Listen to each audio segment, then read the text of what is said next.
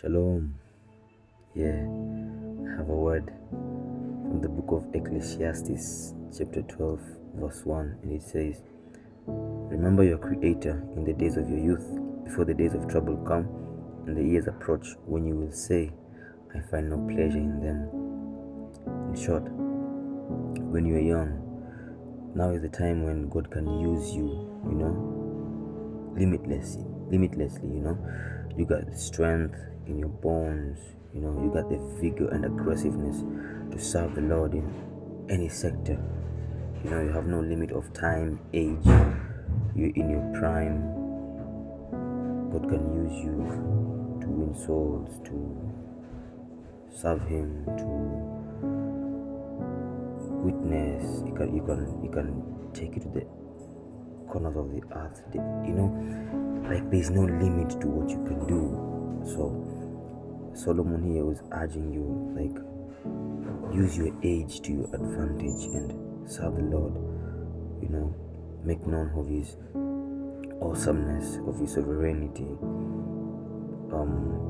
Intercede on behalf of people. Stand in the gap. Let God use you like a vessel to bring His glory to His people, to make known of His awesomeness.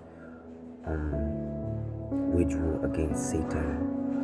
Battle all these demonic afflictions. Let God use you to break chains of bondage, of sin, all that. I thank the Lord that there's a new wave coming where young people are now tired of the norm and living for the culture, under the system and under this cloud of fame and fitting in. Look around, you'll see young people being rebellious against everything that we've been fed. All these lies have been fed from the days of old. We are now yearning for Christ, living for Him. We don't want to do drugs and numb ourselves or succumb into depression and anxiety and the emotional trauma. We want to seek God, seek that inner peace that comes with the love of Christ. Live for the glory of Jesus. Just love like Christ. We don't want to indulge in fornication, sexual immorality, all these things that undermine or defile our temple. We want to purify ourselves for the Lord, so the Lord can align our path with His glory. We want to bring our plans before Him so that He can establish us. We don't want to succumb into the norm of dying young because of chasing dreams. No, premature death is not our portion, because in His stripes we were healed, and whoever the Son sets free is free indeed. So we are free of that curse, generational curse that our forefathers put on themselves.